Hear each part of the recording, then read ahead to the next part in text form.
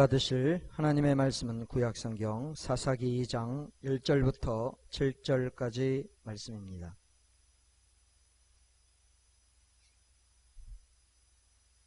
사사기 2장 1절부터 7절까지 말씀을 제가 봉독하겠습니다.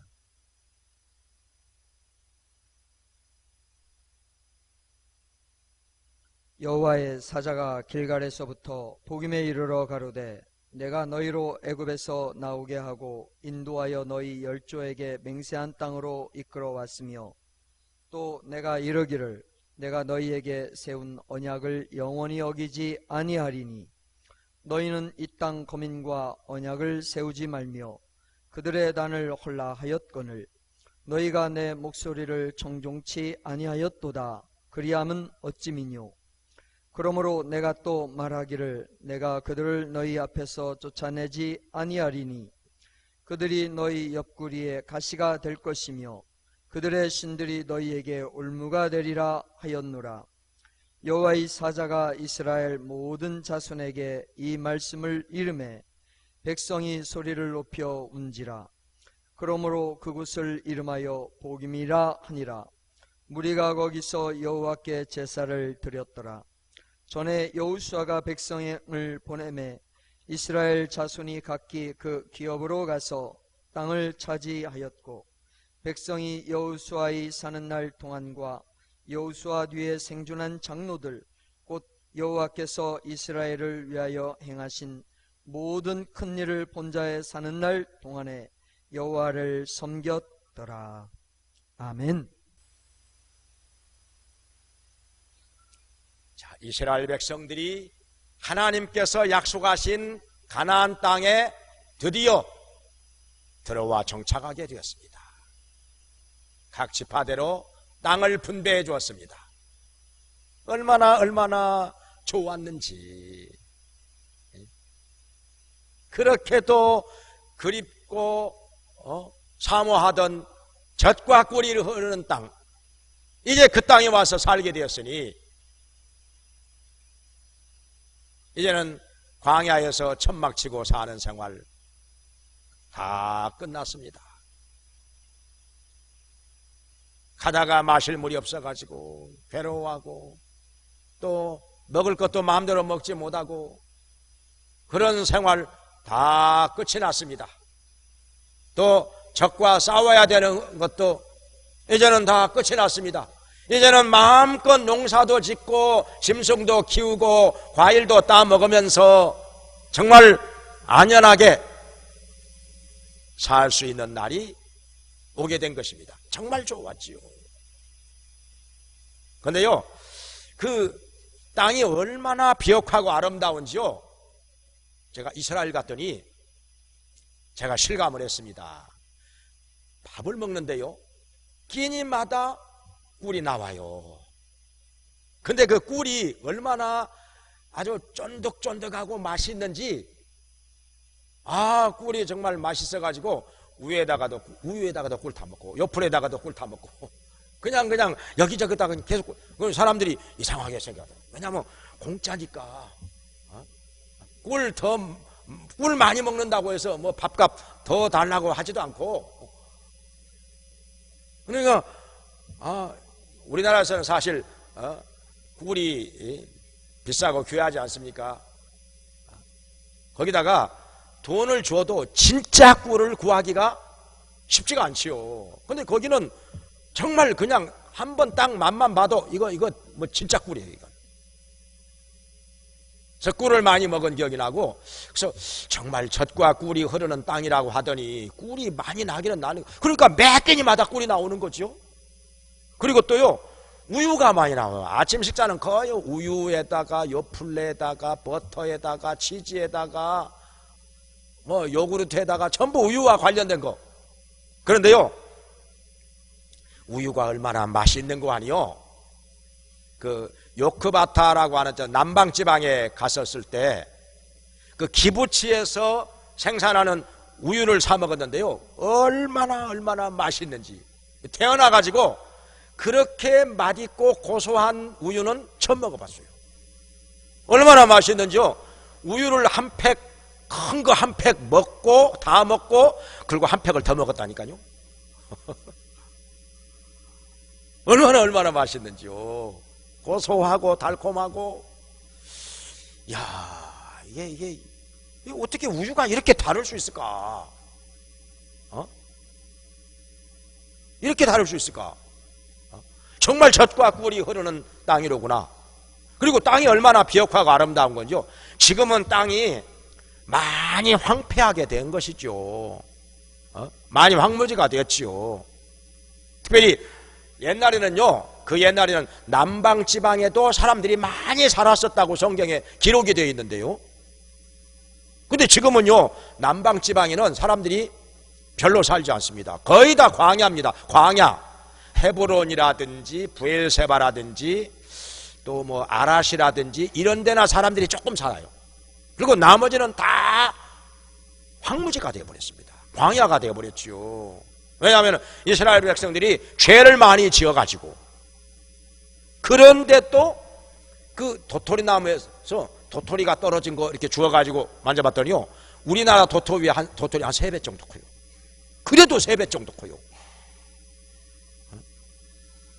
근데 이 땅이라고 하는 게 성경에 보면은 그 땅에 사는 백성들이 하나님 앞에서 어떻게 사느냐에 따라서 땅이 점점 비옥해지고 아름다워질 수도 있어요. 말씀대로 살면, 하나님 잘 섬기고 말씀대로 살면 땅이 점점 비옥해지고 아름다워진다고 되어 있어요.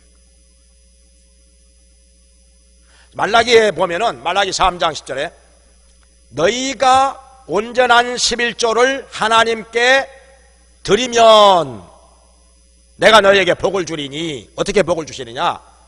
황충을 금하여 토지 소산을 멸하지 않게 하며 해로운 벌레 다 없애주신다는 거예요. 농약 안 해도 그거 다 없애주신다는 거예요. 또 안 생기게 해주신다는 거죠. 그리고 포도나무의 과실로 기한 전에 떨어지지 않게 하며, 과일에서요, 과일이 익기 전에 떨어져 버리면 무슨 소용이 있습니까? 근데요, 하나님께서 복을 주시면 과일이 다 익을 때까지 안 떨어진다는 거예요. 안 떨어진다는 거죠.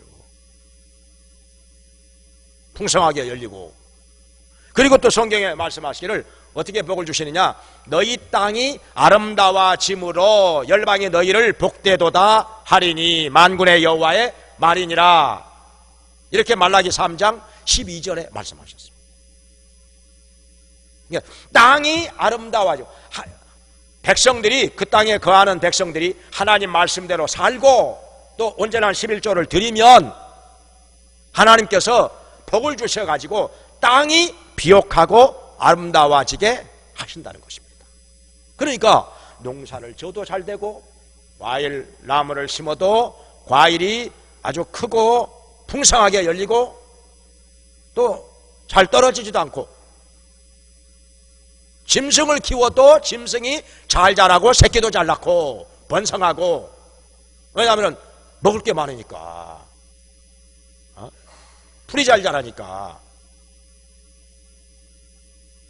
그러니 과거에 전에 이스라엘에서 그 가나안 땅을 정탐하고 온 12명의 정탐꾼이 돌아올 때 뭘 가지고 왔지요? 그 증거로 포도 한 송이를 가지고 오는데 얼마나 포도 한 송이가 컸는고 하니 그것을 막대기에다가 꿰어가지고 어깨에다가 메고 왔으니까요. 자, 우리나라에서 포도 한 송이 아무리 큰 거, 거봉 한 송이 아무리 큰 거, 그걸 갖다가 막대기에다가 꿰요? 막대기에다가 꿰지긴 합니까, 그거? 그거 어디다 꿰요, 그걸? 그 어깨에다 맨다고, 이거 얼마나 우습습니까, 그거? 근데 거기는 포도 한 송이가 얼마나 컸으면, 그렇게 막대에다가 꿰가지고 어깨에다 메고 왔어. 복숭아는 얼마나 컸을까요?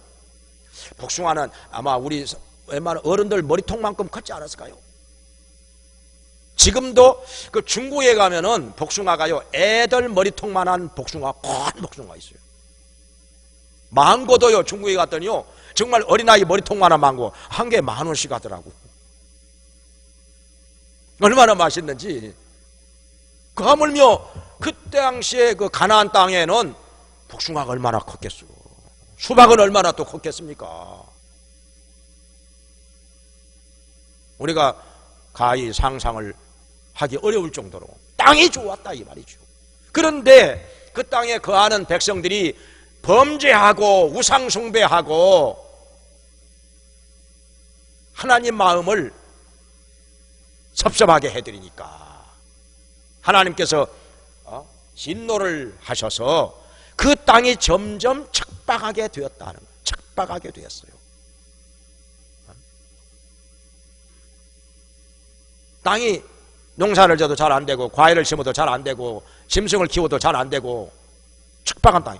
그래도 척박한 땅이 되어가지고 광야가 많이 생기게 되었습니다. 그럼에도 지금도요, 저 갔을 때 도토리, 떨어진 도토리들이 우리나라 거 3배라니까요. 지금도 그렇게 꿀이 많이 나오고 우유가 맛이 있고. 그러니 옛날에는 땅이 저주받기 전에는 얼마나 더 좋았겠습니까? 땅이라고 하는 게 그렇죠. 땅이. 그 땅에 사는 백성들이 죄를 짓고 하나님 말씀을 거역하고 살면요, 땅이 점점 황폐하게 됩니다. 사막화가 돼버려요. 아프리카 같은 데는요, 저 사하라 사막 같은 경우 사막이 점점 커져가는데요, 사람이 걸어가는 속도보다 사막이 그 면적이 넓어져가는 속도가 더 빠르답니다. 사람 걸어가는 속도보다 더 빠르게 사막화가 진행이 되고 있다는 거예요.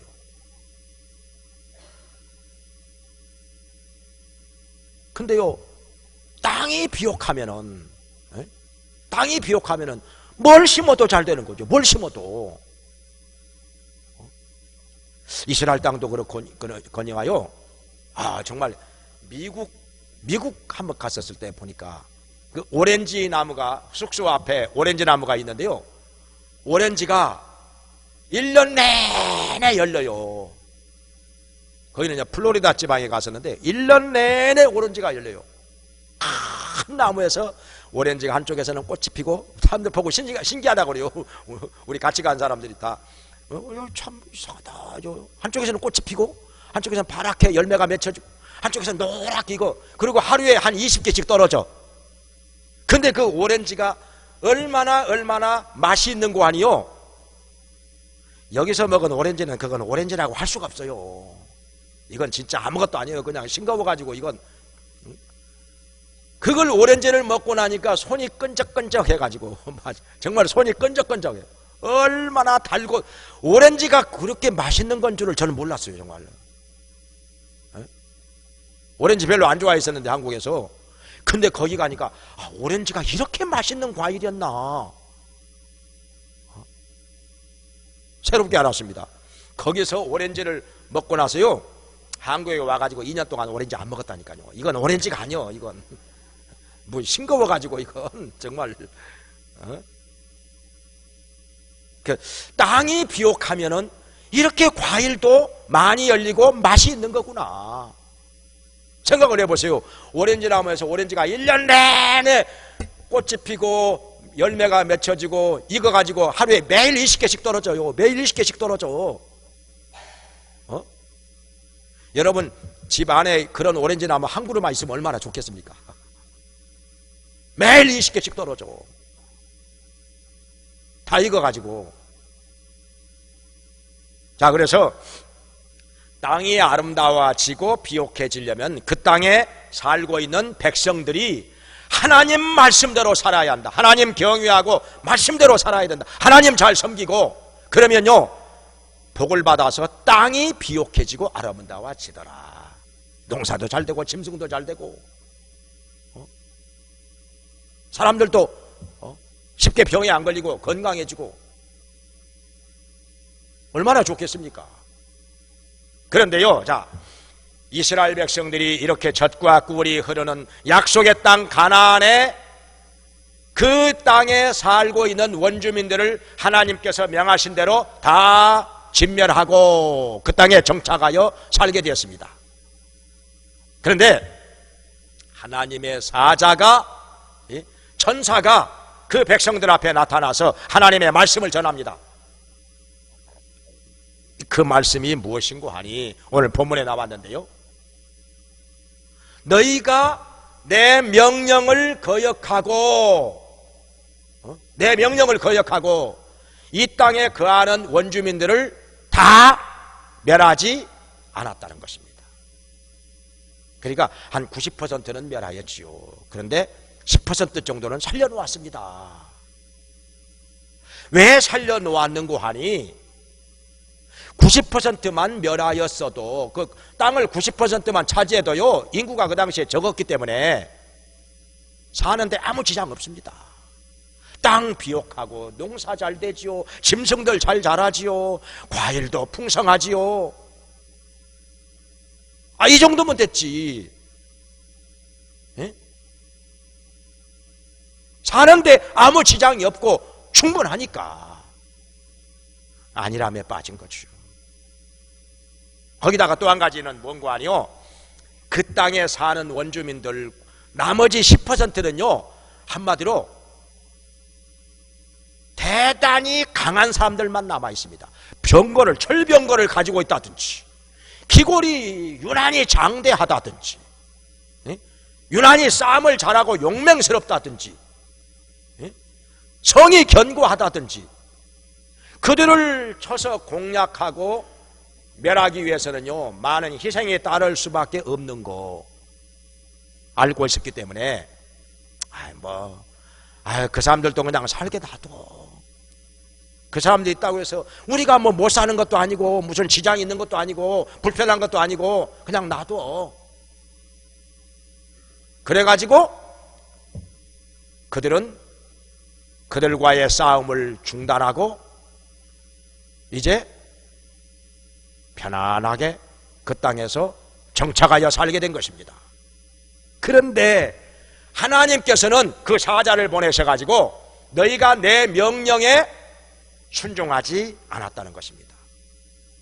100% 순종을 했어야 되는데 90%만 하고 10%는 순종하지 않았다는 것입니다. 그래서 어떻게 되느냐, 그 땅에 남아있는 원주민들이, 그 가나안 족속들이 너희에게 옆구리에 가시같이 되었다 하는 것입니다. 그들이 바로 너희들 옆구리에 가시가 되리라. 옆구리에 가시 좋은 것입니까, 안 좋은 것입니까? 가시는 쿡쿡 찌르는 거지요, 아프게 하는 거지요, 고통스럽게 하는 것이지요, 불편하게 하는 것이지요. 옆구리에 가시가 있는 것을 좋아할 사람 누가 있겠습니까? 얼마나 괴로운 일이 생기겠습니까? 그래서 그 사람들은 그 말씀을 듣고서 땅바닥에 주저앉아 슬피 울었습니다. 이들이 옆구리에 가시가 되었으니 우리가 하나님 말씀을 거역하는 바람에 우리가 살려놓은 가나안 원주민들이 우리에게 옆구리에 가시가 되었으니 그들은 슬피 울었습니다. 그래서 그 땅 이름을 여기 보김이라 이렇게 이름하죠. 보김 울다 그러죠. 울었다 이거예요. 그 땅에서 슬피 울었다. 그러면은 자, 하나님께서 이스라엘 백성에게 주신 옆구리의 가시, 근데요 어느 한 나라에만 옆구리의 가시를 주시는 거죠. 우리나라는 옆구리에 가시 없습니까? 저 북한에 저 사람들이 옆구리에 가시 아니겠어요? 일본은 뭐 우리에게 옆구리에 가시 아닙니까? 역사적으로 볼 때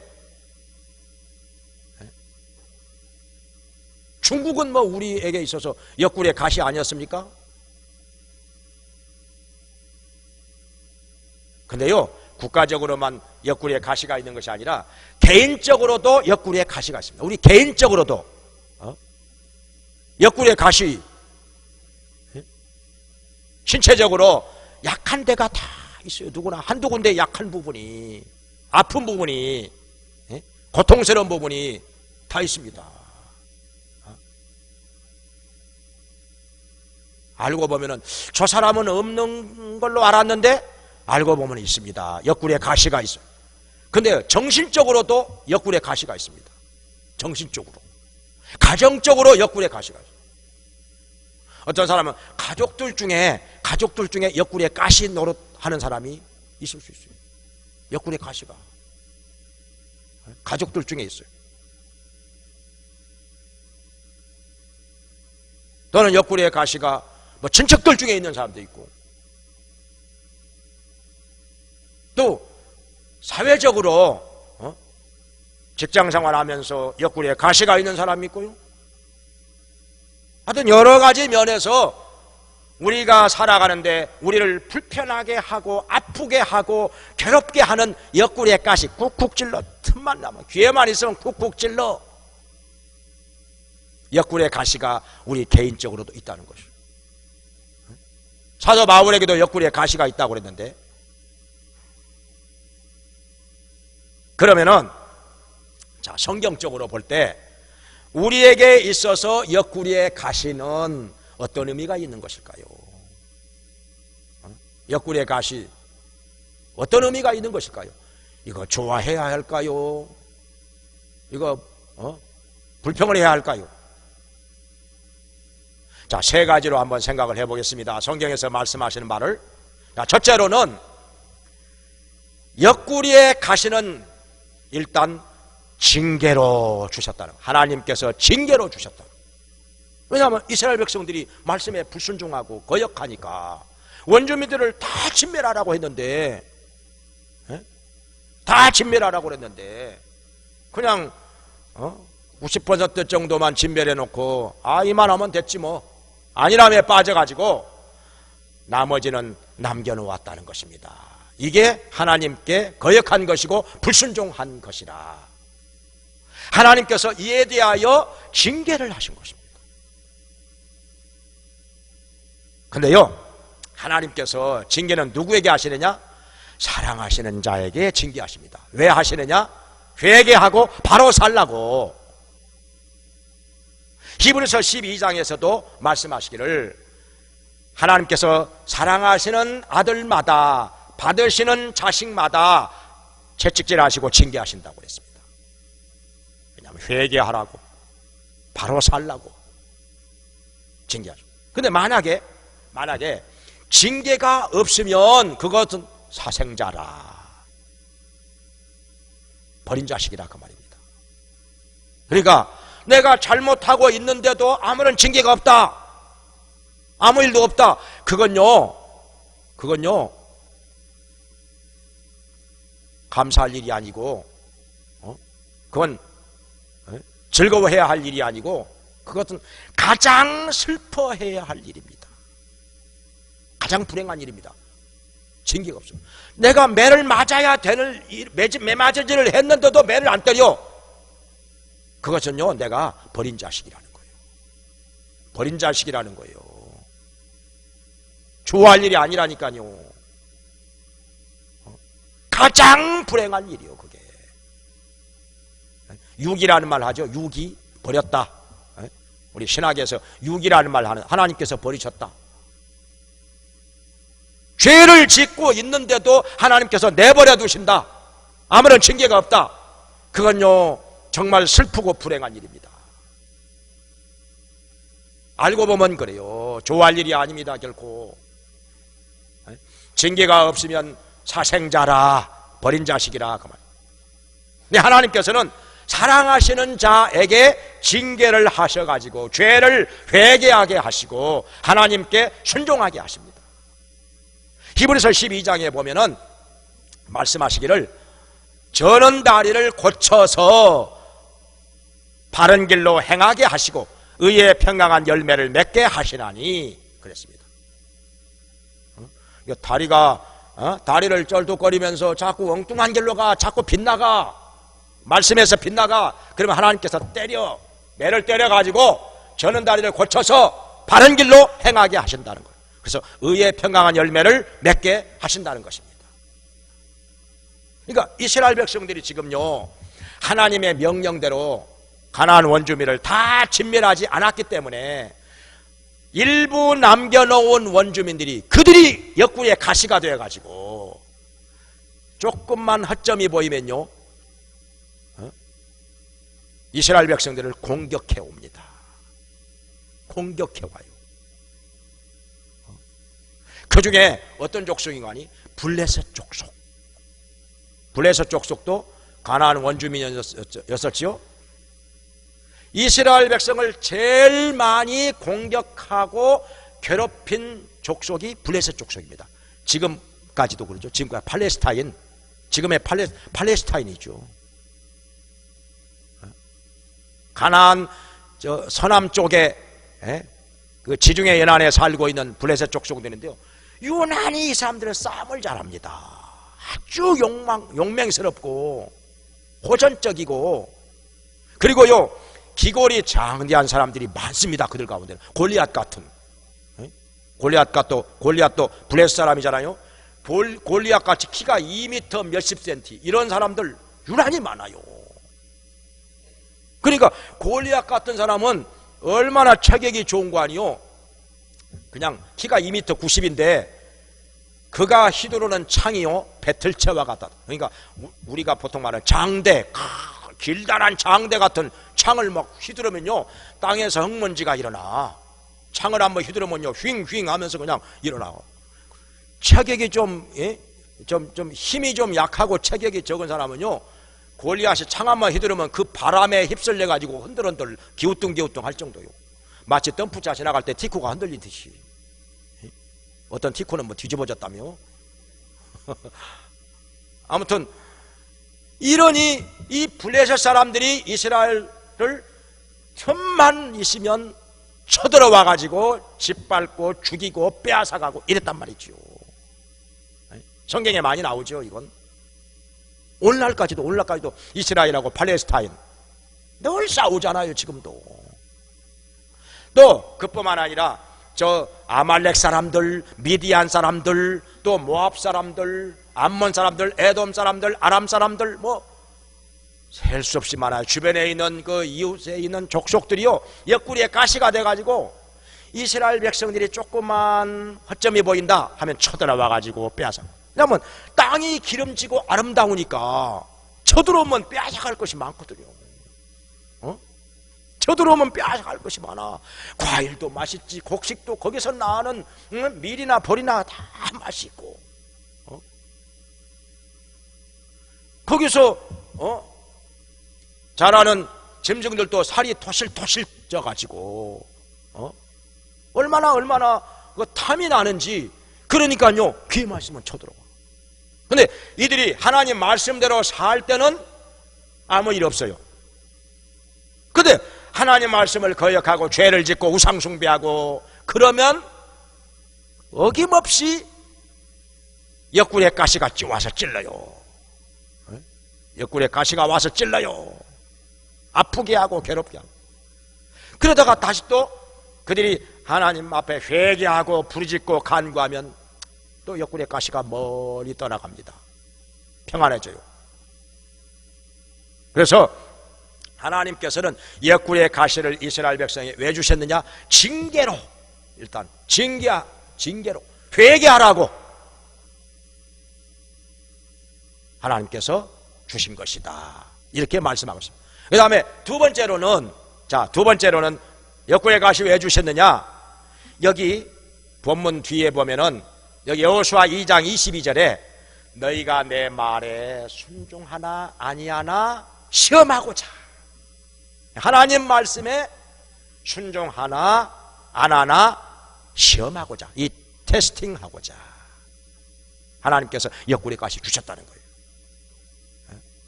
그래서 말씀에 순종하며 살면 옆구리 가시가 안 찔러요. 아무 일 없어요. 근데 하나님 말씀에 불순종하면 옆구리에 가시가 와서 콕콕 찌릅니다. 콕콕 찔러 괴롭게 합니다. 고통스럽게 합니다. 그러니까 성경에 보면은, 사사기에 보면은 그 당시에 이스라엘에 왕이 없으므로 백성들이 자기 소견에 옳은 대로 행하였더라 그랬습니다. 옳은 대로 행하였더라. 이게 지 맘대로 살았다 이 말이죠. 자기 멋대로 살았다 이 말이죠. 이게 자유가 아니라 이것은 죄입니다. 이건 자유가 아니라 죄의 종이 되는 것입니다. 요한복음 8장 34절에 말씀하신 대로 죄를 짓는 자마다 죄의 종이 되나니, 죄에 얽매여 있는 거죠. 죄에 얽매여 있는 거예요. 이게 자유가 아닙니다. 내 마음대로 내 뜻대로 사니까 그게 좋을 것 같았는데 그렇게 살아보니까 마음의 평안과 기쁨이 없어져. 왠지 모르게 불안해지고, 왠지 모르게 마음이 불편해지고 쫓기는 것 같고, 놀아도 마음이 안 편해. 놀아도 마음이 안 편해. 누워있어도 마음이 안 편해. 왠지 쫓기는 것 같고 불안하고 염려스럽고 마음이 불편하고, 옆구리에 가시가 와서 콕콕 찔러요. 그게 좋은 게 되겠습니까? 옆구리에 가시가 와서 콕콕 찔러요. 그러니까 진정한 자유는 뭐냐? 하나님 말씀에 거하면서 진리 안에서 살 때 그것이 진정한 자유라. 요한복음 8장 31절 2절에 말씀하셨습니다. 말씀을 어기고 죄를 지으면 죄의 종이 되고 자유가 없어집니다. 평안도 기쁨도 없어집니다. 불편해져요. 가시가 와서 찔러요. 그런데 우리가 하나님 말씀대로 살면, 좁은 길을 걸어가면 오히려 마음에 평안이 있고 기쁨이 있고, 옆구리에 가시가 찌르지도 않고 아무 탈 없이 잘 삽니다. 고통 없이 잘 삽니다. 하나님께서는 우리에게도 옆구리에 가시를 이래서 주셨다는 거예요. 우리를 시험하기 위해서, 말씀대로 사나 안 사나 보기 위해서. 그래서 이스라엘 백성들이 하나님 말씀을 어기고 범죄하면 주변에 있는 옆구리에 가시가 와서 계속 찔러요. 와서 짓밟고 죽이고 빼앗아가고 압제에 시달립니다. 그런데 그들이 회개하고 부르짖고 간구하면, 그리고 말씀대로 살면 하나님께서 사사를 세워가지고 재판관, 좋은 지도자를 세워가지고 그 지도자로 하여금 나라를 구원하게 만듭니다. 외적을 물리치고 백성들은 편안히 살게 만듭니다. 옆구리의 가시가 멀리 떠나간다는 것이죠. 전혀 찌르지 않는다는 것입니다. 그 다음에 세 번째로 옆구리의 가시 왜 주셨느냐? 교만하지 않도록. 사도 바울에게 옆구리에 가시가 있었다고 고린도후서 12장에서 말씀하고 있습니다. 고린도후서 12장 7절에 보면은 내가 받은 계시가 지극히 크므로 나로 하여금 자고하지 않게 하고자 옆구리에 가시를 주셨다고 했습니다. 이 옆구리의 가시를 내게서 떠나게 해달라고 세 차례나 기도했는데 하나님께서 말씀하시기를 내 은혜가 내게 족하도다. 이는 내가 약한 데서 강하여짐이라, 약한 데서 온전하여짐이라, 이렇게 말씀하고 있습니다. 그러니까 바울은요 원래 머리가 비상하고 똑똑한 사람입니다. 아주 머리가 잘 돌아가고 정말 똑똑한 사람입니다. 아주 논리적인 사람이고 거기다가 집안도 좋습니다. 부잣집입니다. 다소에 가봤더니요, 터키 남쪽 지방에 바울의 고향 다소에 갔더니 바울의 집이 굉장히 큰 집, 한눈에 봐도 딱 부잣집이요. 거기다가 그 부모가 로마 시민권자예요. 그러다 보니 바울은 낳을 때부터 로마 시민권을 가지고 태어났습니다. 낳을 때부터 로마 시민권자예요. 그 집안의 세도가 아주 당당했습니다. 힘이 막강했습니다. 그러니까 바울의 집안이 아주 부잣집이고 로마 시민권자였기 때문에 바울이 어렸을 때부터 그리고 똑똑했기 때문에 이스라엘에서 최고의 스승이라고 하는 가말리엘 문화에 가서 히브리 율법을 공부했습니다. 가말리엘 최고의 스승입니다. 이스라엘에서 최고의 실력자입니다. 근데 이렇게 실력 있고 유명한 선생이 아무나 받습니까? 돈이 많다고 다 받습니까? 아무리 돈이 많아도요, 보따리로 돈을 싸질머지고 와도요, 머리가 안 돌아가는 놈은 안 가르치고 싶은 거예요. 아무리 가르쳐줘도 못 알아듣고 이해를 못하고 그러면요 안 가르치고 싶은 거예요. 정말 너무너무 답답하고 힘들기 때문에 안 가르치고 싶은 거예요. 가르쳐줘도 못 알아듣고 엉뚱한 소리 하고 그러면요 정말 속상하죠. 그러면 안 가르치고 싶은 거죠. 그래서 아무나 다 받는 게 아니고 이 가말리엘 같은 유명하고 실력 있는 선생은 바울같이 돈도 많고 거기다가 머리도 좋고 이런 아이들만 뽑아가지고 가르치는 거죠. 바울이 그 밑에서 공부했다니까요. 지금의 서울대학교 나온 것보다 더 자랑스러운 것입니다. 더 귀한 일입니다. 그러니 거기다가 젊은 나이에 출세도 했죠. 그러니까 바울 교만할 만 하잖아요. 이 정도 되면은 교만할 만 하지 않습니까? 근데 뭐 별로 내놓을 것도 없이 뭐 속된 말로 쥐뿔도 없이 교만을 하면은요 사람들이 뭐라 하잖아요. 뭐 저거 뭐야 저게? 저게 뭐야? 그러잖아요. 뭐 아무것도 없는 것이 내놓을 것도 없는 것이 뭘 가지고 저렇게 잘난 체하고 교만해? 저 사람 왜 저래? 이런단 말이죠. 우리 하나님께서는 교만한 자는 물리치시고 겸손한 자에게 은혜를 주신다고 말씀하셨습니다. 잠언에 보면은 교만은 패망의 선봉이요 거만한 마음은 넘어짐의 앞잡이니라 이렇게 말씀했습니다. 사람이요 왜 넘어지고 왜 망하느냐? 교만하기 때문에. 자기 속에 있는 교만 때문에 넘어지고 망한다는 것입니다. 다른 사람이 우리를 망하게 하는 게 아니라, 다른 사람이 우리를 걸어 넘어지게 하는 게 아니라 내 속에 있는 교만이 올무가 되어서 나를 넘어지게 하고 나를 망하게 한다는 것이죠. 너무 자신만만해가지고 사업에도 무리한 확장을 하다가 망하거든요. 무리한 확장하다가 망하지요. 자기를 과대평가해가지고 자기를 과대평가해가지고 내가 나 정도면은 나라면은 할 수 있어. 나라면은 이 정도는 할 수 있어. 자기를 과대평가해가지고 무리한 확장하다가 거기서 넘어지고 부도나고 망한다는 것입니다. 모든 게 이 교만에서 나오는 거예요. 그래서 교만이 패망의 선봉이요 거만한 마음이 넘어짐의 앞잡이라. 이 거만한 마음 때문에 넘어진다는 거예요. 하나님께서는 겸손한 자에게 은혜를 주시고 교만한 자는 물리치시는 건데 하나님이 물리치시오. 스스로 물러나는 것 같지만은 사실은 하나님께서 물리치신 것입니다. 교만하기 때문에.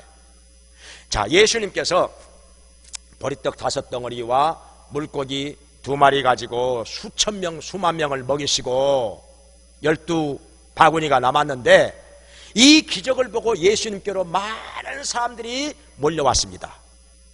예수님께서 말씀을 전하시니까 근데 못 알아들어요. 영적으로 열리지를 않았기 때문에, 그리고 겸손하지 않기 때문에 못 알아듣습니다. 아주 쉬운 말씀을 하시는데도 그들한테는 굉장히 어렵게 들려 못 알아듣습니다. 그러니까 뭐라고 하는 거 아니? 이 말은 참 어렵도다. 누가 알아들을 수 있는가? 그러면서 다 떠나가 버린 거예요. 다 떠나가 버린 거예요. 그러니까 이 사람들의 말하는 것을 들어볼 때 교만한 것입니다. 왜냐하면요, 자기가 못 알아들으면 남들도 다 못 알아들을 거라고 생각을 하는 거, 이게 교만이란 말이에요. 알아듣는 사람도 있거든요. 은혜 받는 사람도 있거든요. 깨닫는 사람도 있거든요. 내가 은혜 못 받으니까 남들도 다 은혜 못 받았을 거야. 다 못 받아. 이거 교만입니다. 이거 교만. 내가 못 알아들으면 남들도 다 못 알아들어. 내가 못 알아듣는데 누가 알아들어? 이거 교만입니다. 정말 교만입니다. 이건요, 은혜 받을 수가 없습니다. 말씀이 그 속에 들어갈 수가 없습니다. 교만이 꽉 차 있는데 말씀이 어디로 들어갑니까? 말씀이 들어갈 자리가 없어요. 더군다나 그런 사람은 하나님께서 물리치십니다. 이 말은 어렵도다, 누가 알아들을 수 있는가 하면서 스스로 예수님을 떠나간 것 같지만은 사실은 하나님께서 물리치신 거예요. 교만한 것들 다 물리치신 것입니다. 교만하기 때문에 하나님께서 다 물리치신 거예요. 사실은 스스로 떠나간 게 아니에요. 그러니 자, 사도 바울, 교만할 만한 이유가 여러 가지로 있는 사람입니다.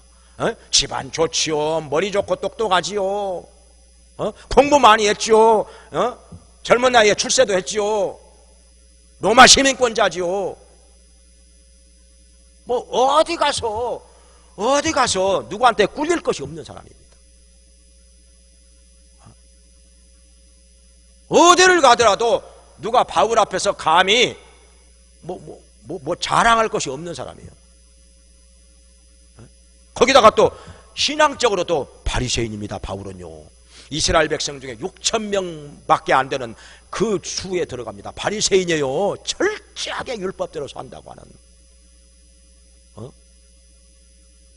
그러니 바울 앞에서 누가 자기 집안 자랑 못하고, 머리 자랑 못하고, 실력 자랑 못하고, 자기 지위 자랑 못하고, 신앙 자랑도 못하고, 바울하고는 비교가 안 되는 것입니다. 그러니 사실 어떤 면에서는 바울은 교만할 만해요. 사실은 이 정도 되면 교만할 만합니다. 사실 바울이 교만하게 된 것 가지고 누가 저기 지가 뭐 아무것도 없는 것이 뭐 저렇게 교만해, 그렇게 말할 사람 없습니다. 교만할 만하죠.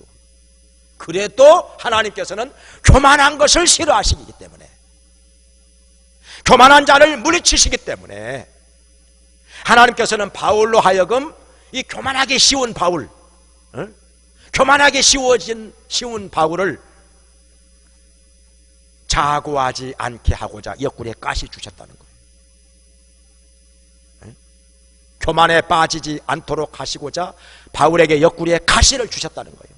옆구리에 가시가 뭐냐? 뭐 구체적으로는 성경에 안 나와 있는데 뭐 여러 가지로 뭐 해석을 합니다. 몸에 어떤 고질병이 있었다. 몸에 고질병이 있었다.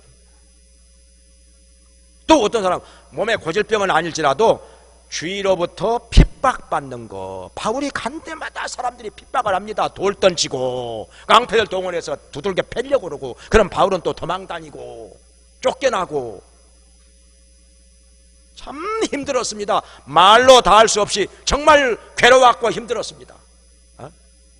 감옥에 갇히기도 하고 매를 맞기도 하고 쫓겨다니고 도망다니고 또 때로는 사람들로부터 배신당하고 버림받기도 하고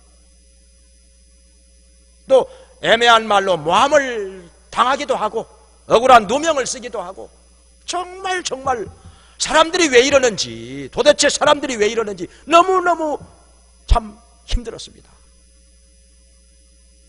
그런데 그 모든 것이 하나님께서 말씀하시기를 사단의 사자 곧 옆구리의 가시를 주셨으니 교만하지 않게 하고자, 자고하지 않게 하고자. 왜냐하면요, 아무리 뭐 이런저런 해도 사람이 교만에 빠지면요 인생 끝나는 거거든요. 하나님이 버리시는데 하나님이 물리치시는데 무슨 쓸모가 있겠습니까? 교만에 빠지면요 인생 끝난 거예요. 하나님이 물리치시고 하나님께서 버리신다는데 어디 가서 뭐 하겠습니까? 하나님이 안 쓰시는데 머리 좋으면 뭐하고, 공부 많이 했으면 뭐하고, 집안 좋으면 뭐하고, 부잣집이면 뭐하고, 하나님이 안 쓰신다는데. 그래서 하나님께서는 바울에게 옆구리에 가시를 주셔서 바울로 하여금 항상 겸손하게 하신 것입니다. 늘 깨어서 기도하게 만드시고 순종하게 만드시고 겸손하게 만드시고, 그래서 죽는 그날까지 하나님께 계속해서 쓰임을 받았던 것입니다. 바울을 통해서요 신약성경 27권 중에 13권이 기록이 됐습니다. 많은 교회들이 세워졌습니다. 많은 잃어버린 자들이 복음을 듣고 주님께 돌아왔습니다. 많은 제자들이 키워졌습니다. 그래서 지금까지도 사도 바울 하면은 예수 믿는 사람이라면 누구나 다 존경하지요. 예수 믿으면서 바울 모르는 사람 있겠습니까? 바울을 본받고 싶어하지 않는 사람 누가 있겠습니까? 그것은 옆구리에 가시가 있었기 때문입니다. 만약에 그게 없었다면 바울도 아마 별 수 없이 교만에 빠지지 않았을까요? 근데요 교만에 빠지면요 자기만 몰라요. 참 그렇습니다. 사람이 교만에 빠지면 자기만 모릅니다. 그 사실을. 남들은 저 사람 저렇게 교만해, 뭐 이렇게 잘난 척해, 자기만 똑똑한 줄 알아, 그렇게 말하는데 본인만 몰라요. 교만에 빠진 것을. 그게 무서운 것입니다. 이게. 근데 옆구리에 가시가 있음으로 인해서 하나님께서 나 겸손하라고, 나 교만하지 않도록 이렇게 하시는구나. 그죠? 그때마다 또 회개하고 엎드려서 기도하고 하나님께 순종하고, 이것이 바울에게는 은혜가 됐다는 것입니다. 옆구리의 가시가 불평거리가 아니고, 옆구리의 가시가 우리를 낙심하게 하는 것이 아니고, 오히려 옆구리의 가시가 이스라엘 백성에게도 회개하도록 만들고 기도하도록 만들고 순종하도록 만들고 겸손하도록 만들고 은혜가 됐다. 바울에게도 은혜가 됐듯이, 자, 우리에게 있는 신체적인 핸디캡이 있다면, 옆구리에 가시가 있다면 가정적으로 또 사회적으로 때로는 정신적으로 어떤 우리를 괴롭게 하는 육체의 가시가 있다면 불평하지 말고 낙심하지 말고 이것으로 인하여 오히려 더 겸손하게 하나님께 엎드려 기도하고 순종하면서 옆구리의 가시가 은혜가 되게 하시기를 주님의 이름으로 축원합니다. 기도하겠습니다.